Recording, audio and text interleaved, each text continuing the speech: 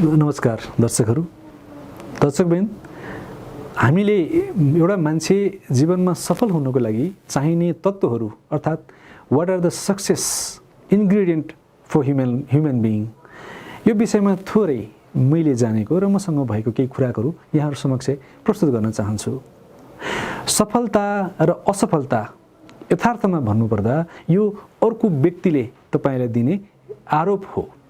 एउटा व्यक्ति जब अर्को व्यक्तिले सफल देखिएको छ, त्यो व्यक्तिलाई थाहा छ ऊ कुन सफल हो या होइन, उसले आफैले मात्रै त्यसलाई जस्टिफाई गर्न सक्छ। त्यस्तै गरी यदि कुनै व्यक्तिले अर्को व्यक्तिलाई भन्छ यो असफल व्यक्ति हो, तर उसलाई थाहा छ ऊ असफल हो या होइन। मलाई के लाग्छ भने सफल हुनको लागि तीनवटा विषय हरेक व्यक्तिमा हुनु जरुरी छ। नम्बर 1, तपाईँ शारीरिक मानसिक रूपमा स्वस्थ हुनुपर्दछ। नम्बर 2, तपाईलाई आवश्यक पर्ने रिसोर्सेस के छ, कुन कुन विषयको लागि तपाईलाई खानु पर्यो, खान पाउनु पर्यो, तपाईलाई लगाउन मन छ, लगाउन पाउनु पर्यो, त्यो बेसिक निडहरू पूरा गर्न सक्ने आर्थिक हैसियत हुनुपर्दछ। र नम्बर 3, तपाईले काम पनि गर्नुहुन्छ, पैसा पनि कमाउनुहुन्छ, स्वस्थ पनि हुनुहुन्छ, यो सबै भइकन पनि तपाईँ समयको परिधिभित्र स्लेभ अफ टाइम तपाईँ हुनुहुन्न। अर्थात् तपाईलाई आज कहीँ 2 घण्टा गएर मजाले घाममा सुतेर बस्न मन छ, तपाईँ सुत्न पाउनुपर्छ। यदि यो तीनवटै विषय तपाईसँग छ भने मेरो भाषामा म त्यो मान्छेलाई सक्सेसफुल मान्छे भनेर नामाकरण गर्ने गर्छु। फेरि पनि त्यो वृत्तान्त उसको उद्देश्य हो र उसको चोइस हो, त्यो मान्ने या नमान्ने। हाम्रो अगाडि जीवनमा हामीसँग चोइसेस छ। तपाईँ अहिले कहाँ हुनुहुन्छ, कुन स्थितिमा हुनुहुन्छ, यो तपाईँ एकछिन आँखा बन्द गरेर सोच्नुहोस्।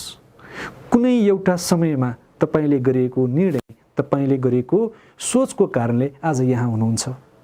त्यो सोचमा तपाईले पूर्ण रूपमा विज्ञसँग छलफल गरेर गरेको निर्णय थियो या आफ्नै बोलठी पाराले गरेको निर्णय थियो, त्यसको कारणले तपाईँ आज यहाँ हुनुहुन्छ। मैले तपाईलाई आजको दिनको यो स्थितिमा देखिरहेको छु। यो स्थितिलाई हेरेर मैले कसरी तपाईँ सफल र असफल भन्न सक्छु र? किनकि यो आजको स्थिति त हिजोको लगानीको प्रतिफल हो नि, होइन र?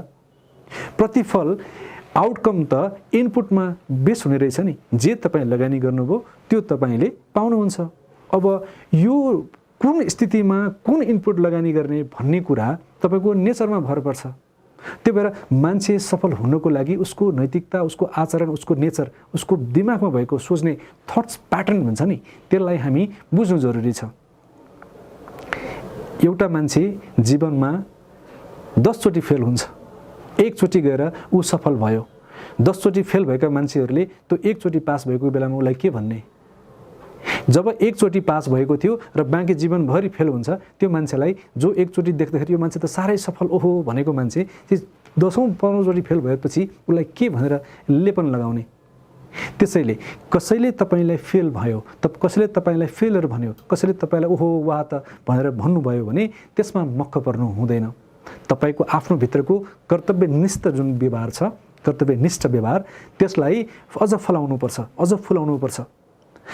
तपाईसँग जीवनमा चोइसेस छ, कुनै पनि विषयमा चोइसेस छ, गर्ने या नगर्ने, यो सुन्ने या त्यो सुन्ने, यस्तो सोच्ने या त्यस्तो सोच्ने।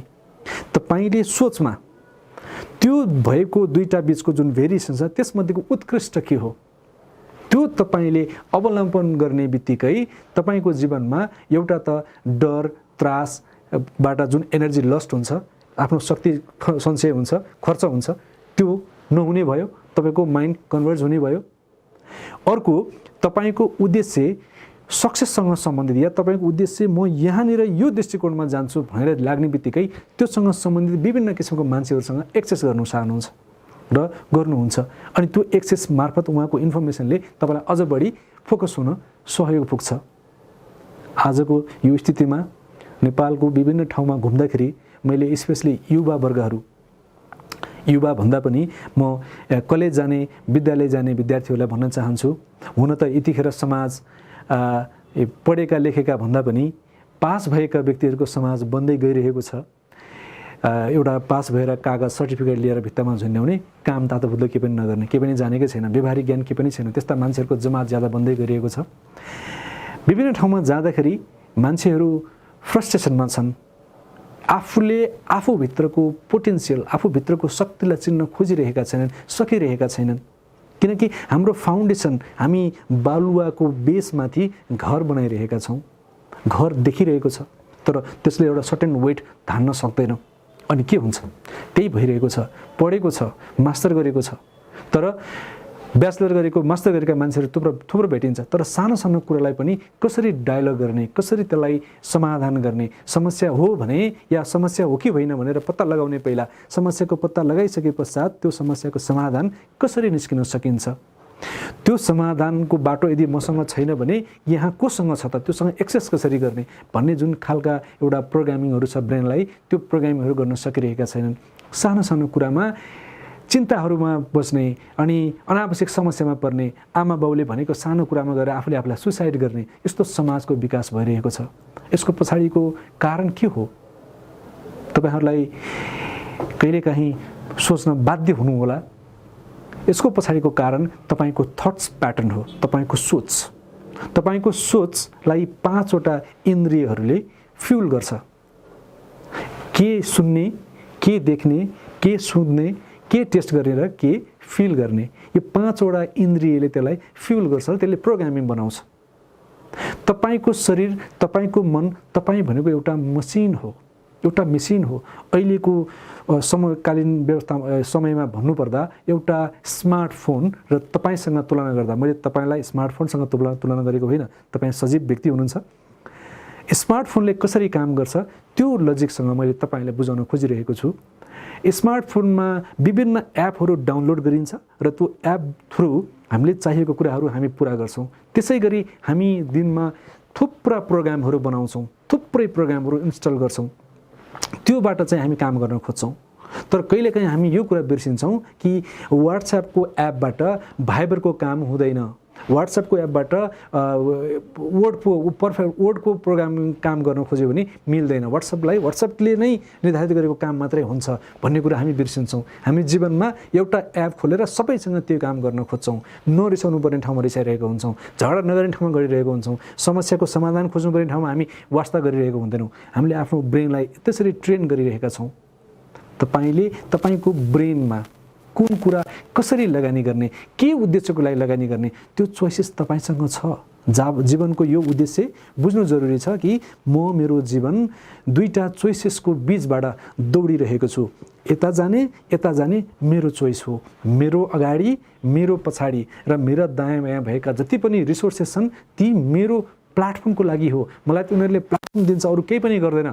कहिलेकाहीँ उनीहरूले मलाई आकर्षित गर्लान्, फेरि आकर्षणमा त्यो लोभमा प्रलोभनमा पर्ने कि नपर्ने मेरो बुद्धि हो, मेरो ज्ञान हो, मेरो नलेज हो, मैले बुझ्नुपर्छ। किनकि मेरो जीवन मेरो हो, उसको होइन। म खुसी हुने कि दुखी हुने चोइसेस मेरो हो, उसको होइन। यो कुरा तपाईँ सबैसम्म बुझ्नुहुन्न, तपाईँ तपाईँ आफ्नो जीवनलाई त्यो गन्तव्यसम्म पुर्याउन सक्नुहुन्न। तपाईँ अनुसरण गर्नुहुन्छ। अनुसरण यसरी गरिरहनुहुन्छ जबसम्म तपाईँ उसलाई देख्नुहुन्छ, ऊबाट प्रभावित हुनुहुन्छ। अहिले दुनियाँमा एउटा वर्ड छ सबभन्दा बढी प्रचलनमा आएको, सेलिब्रिटिजम। सेलिब्रिटीलाई अगाडि राख्ने ठुल्ठुला मल्टिनेसनल कम्पनीहरू, ठुल्ठुला अर्गनाइजेसनहरूले उसको अनुहारलाई, उसको शरीरलाई त्यहाँ देखाएर आफ्नो धन्दा चलाउने। हामी त्यही सेलिब्रिटिजमको नक्कल गर्दैछौँ। के हामीलाई यस्तो गर्नु जरुरी छ? तपाईलाई जसले यो धरतीमा मान्छे बनाएर पठायो, जसले तपाईलाई यहाँ यो आकृतिमा, त्यो स्वरूपमा, त्यो सुन्दरतामा पठायो, के त्यसले तपाईलाई कुनै असाइनमेन्ट दिएको छैन र? यो धरतीमा पठाउँदाखेरिको उसले लगाएको तपाईमाथिको ऋण तपाईँ कसरी चुक्ता गर्ने? तपाईँ त आफ्नै शारीरिक या मानसिक खुन्ठाहरूलाई परिपूर्तिमै लागिरहनु भएको छ। उसको ऋण कसरी तिर्नुहुन्छ? अनि तपाईँ जाँदाखेरि ऋणी भएर जानुहुन्छ। विदेशमा पैसा कमाउन पठाएको घरको सदस्य उल्टो ऋण ल्याएर आयो भने तपाईँ के गर्नुहुन्छ? त्यस्तै तपाईँ जुन देशबाट यहाँ आउनु भएको छ त्यो देशमा तपाईँ ऋण उल्टो लिएर जानुभयो भने तपाईँको हालत के होला? ऋण गर्नुहोस् न। सत्य कुरा थाहा पाउन सकिन्न र? आज हामी आफ्नै ऋणमा थिचिएका छौँ, होइन र? यस्तो लाग्दैन तपाईँलाई? मलाई त लाग्छ। म यो ऋणबाट मुक्त कसरी हुने, ती उपायहरू के छन् त्यो विषयमा मलाई खोजबिन गर्न मन लाग्छ, त्यो विषयमा मलाई बुझ्न मन लाग्छ। म मेरो जहाँ गए पनि सँगै लिएर हिँड्ने एउटै मात्रै शक्ति छ, यो हो। म कसको छोरा, म कसको नाति, म कसको श्रीमान, म कसको बुवा, म कसको भान्जा, केही मतलब छैन। त्यसको कुनै मतलब छ? तपाईहरू पनि प्राय देश विदेश घुम्नुभएको होला, त्यहाँ कसले तपाईँलाई मतलब गर्छ? तपाईँ को हो, तपाईँसँग के खुबी छ, त्यो मात्रै उनीहरूले तपाईँलाई मतलब गरिरहेको हुन्छ, होइन? यदि त्यो सत्य हो भने त्यसमा हामी किन थोरै खोजबिन नगर्ने त? थोरै गहिराइमा किन नपुग्ने त? पुग्न खोज्ने कि नखोज्ने फेरि पनि चोइस तपाईँहरूसँग छ। हाम्रो जीवन यो चोइसको बिचबाट कुन चाहिँ छान्ने, कुन विषयको बिचबाट हामी जाने या कुन विषयप्रति लगनशील हुने चोइसेस हामीसँग छ। Your life is run with your choices. यो विषयमा छानबिन गरौँ। तपाईँ सफल हुन केही गर्नु पर्दैन। तपाईसँग रहेको जे छ त्यो विषयको राम्रो पक्ष के हो त्यसलाई उजागर गर्नुहोस्। तपाईँ आफैले जानेको कागजमा लेख्दाखेरि मसँग यो चिज छ, मसँग यो नराम्रो विषय पनि छ भन्ने लाग्छ भने नराम्रो विषयलाई बिस्तारै बिर्सिँदै जानुहोस्। If you don't use you lose it, होइन? साइन्सले त्यही भन्छ, होइन र? तपाईँ प्रयोग नगर्नुहोस्, त्यसलाई छोडिदिनुहोस्। त्यो ठाउँमा ब्रेनले अटोमेटिकली त्यस्ता राम्रा सङ्गतहरू, त्यस्ता राम्रा विषयहरू एकुमुलेट गर्न थाल्छ। अनि तपाईँले कुनै विषय, यदि तपाईँलाई कुनै एउटा व्यक्ति समाजको महान लाग्छ, उसको आदर्श या उसको प्रेम या उसको कुनै एउटा विषय तपाईँलाई ठिक लाग्छ भने त्यो पर्सन तपाईँको आइडियल पर्सन हो भने उसको विषयको एउटा विषय तपाईँ आफ्नो जीवनमा त्यहीसँग सम्बन्धित क्रिएट गर्नुहोस्। हामी अरूको नक्कल गऱ्यौँ भने हामी नक्कली बन्छौँ, ओरिजिनल बन्दैनौँ। जब क्रिएट गर्छौँ, निर्माण गरे पश्चात त्यो तपाईँको पेटेन्ट हुन्छ, तपाईँको आफ्नो हुन्छ। कहीँ पनि गएर तपाईँ आफूलाई स्टाब्लिस गर्न सक्नुहुन्छ। तपाईँ त्यहाँ खम्बा भएर बस्न सक्नुहुन्छ, किनकि त्यो तपाईँको हो। त्यहाँ कसैले पनि तपाईँलाई यो मेरो भनेर दाबी गर्न सक्दैन। त्यो पेटेन्ट क्रिएट गर्नुहोस्। हामी सबैसँग त्यो खुबी छ। वेदको पहिलो ऋचामा भनिएको छ, पूर्णमदः पूर्णमिदं पूर्णात् पूर्णमुदच्यते पूर्णस्य पूर्णमादाय पूर्णमेवावशिष्यते। हामी बलेको दियो जस्तो हो। एउटा दियोले लाखौँ दियो बाल्छ, न त्यो बलिने आधा बल्छ न यो बाल्ने आधा बल्छ, सबै पूर्ण बलेको छ। हामी त्यो दियो हौँ। साइन्सले पनि त्यही कुरालाई प्रमाणित गरेको छ, होइन र? तपाईँ या पुरुष हुनुहुन्छ या महिला हुनुहुन्छ, तपाईँ आफ्नो 23 क्रोमोजोम प्यारेन्ट्सबाट, फादरबाट या 23 क्रोमोजोम मदरबाट आएर 46 हुन्छ, होइन? तपाईँ त पूर्ण हो, तपाईँ पूर्ण हो। फेरि त्यहाँ 46बाट 23 घट्दा पनि त्यो 46 रहन्छ, होइन? यो साइन्सको यो फिलोसोफी, हाम्रो आध्यात्मिकको जुन कुराहरू हजारौँ 5-6 हजार वर्ष अगाडि बोलेका कुराहरू मिल्न गयो नि। त्यसैले सत्यलाई आधारित मानेर आफ्नो अस्तित्व खोजौँ। अरूको नक्कल गरेर नक्कली जीवनमा नबिताउँ। जब हामी नक्कली जीवनमा बिताउँछौँ तब आफ्नो आइडेन्टिटी पुरै बिर्सिएका हुन्छौँ, थाहा नहुन सक्छ। आइडेन्टिटी हराएको मान्छे नै चिच्याउने गर्छ, चिन्तित हुन्छ, रिस हुन्छ, डाह हुन्छ, ऊ अरूको लोभमा पर्छ। तपाईसँग आफ्नो आइडेन्टिटी छ भने तपाईले त्यो आइडेन्टिटीको रक्षाको लागि सबै काम गर्नुहुन्छ अनि तपाईको आइडेन्टिटीले सबै काम गर्ने वातावरण सृजना गर्छ। कति सजिलो छ हेर्नुस् त। तपाईको जीवनको उद्देश्य पूरा गर्नको लागि तपाईलाई कसले के भन्छसँग के मतलब छ। तपाई खुसी भएर बसेको बेलामा ओहो तपाई त कति खुसी, म पनि तसँग चाहिँ साथी भएर खुसी बाँड्छु भनेर कति जना आइपुग्छ। सँगै तपाई दुःख भएर बसेको मेसेज तिमीलाई दिनुस्, त्यसमध्ये कतिजना साथी तेरो दुःख त मलाई पनि दे, म पनि तेरो दुःखसँग डिभाइड गरेर अलिकति लिन्छु भन्ने कतिजना आउँछ। यो समयमा हामी पुगेका छौँ। व्यक्तिवादी समाज बन्दैछ। यदि तपाईँ व्यक्तिको रूपमा, चारित्रिक रूपमा, तपाईँ संस्कारित रूपमा र आध्यात्मिक रूपमा तपाईँ बलियो हुन सक्नु भएन भने तपाईको आइडेन्टिटी बिस्तारै कम हुन जान्छ र तपाईलाई अरूले हेप्न, अरूले चेप्न सजिलो हुन्छ। त्यो वातावरण तपाईले नै निर्माण गर्ने हो। त्यसैले तपाईसँग जीवनको त्यो सबै चोइसेसहरू छ, त्यो अवसरहरू छ, त्यसमध्येमा सत्य के हो, असल के हो र गर्नुपर्ने काम के हो, त्यो विषयमा ध्यान दिनुहोस्। जीवन तपाईले खोजेको जस्तो छ। सफल र असफल त मैले लगाउने आरोप मात्रै हो, म त्यसमा सहमत छैन। मलाई अरूले असफल भन्दै पनि म सफल हुन सक्छु। अरूले मलाई असफल भन्दै म सफल हुन पनि सक्छु। त्यसैले अरूले के आरोप लाउँछ त्यो मेरो कुरा होइन, त्यो उसको कुरा हो। उसको बिजनेस उसले सम्हालोस्, मलाई मेरो बिजनेस गर्ने मौका देऊ। म मेरो बिजनेसमा रमाइरहेको छु, म मेरो बिजनेस गर्न चाहन्छु। तपाईहरुसँग आज यो सफल र असफल, हामीले हाम्रो ब्रेनलाई सञ्चालित कसरी गर्ने, हामी ब्रेनद्वारा कसरी सञ्चालित हुने, यी यस्ता थुप्रै विषयहरूमा फेरि पनि अन्य कार्यक्रमहरूमा तपाईहरुसँग उपस्थित हुनेछु। आजको लागि थोरै समय यो भिडियो हेरेर समय लगानी गर्नुभयो होला भन्ने मैले सोचेको छु। किनकि समय हामी जीवनमा आफू रिसोर्सेसलाई या त खर्च गर्छौँ या त लगानी गर्छौँ।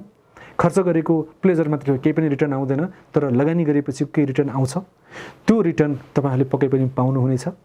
आउनुहोस्, पहिला आफू सभ्य बनाऊ, स्वस्थ बनाऊ र आध्यात्मिक बनाऊ, त्यसपछि यो समाज त्यस्तै रूपले अगाडि बढाउँ। तपाईँ हामी यो समाजको मार्गनिर्देशक हौँ। यो कुरालाई व्यवहारिक रूपमा पनि प्रमाणित गरौँ। आजलाई यति नै, धन्यवाद। यस भिडियोलाई लाइक, कमेन्ट र सेयर गर्न नबिर्सिनुहोला। फेरि यस्तै रोचक भिडियोहरू हेर्नका लागि यस च्यानललाई सब्स्क्राइब गरेर घन्टी बजाइदिनुहोला।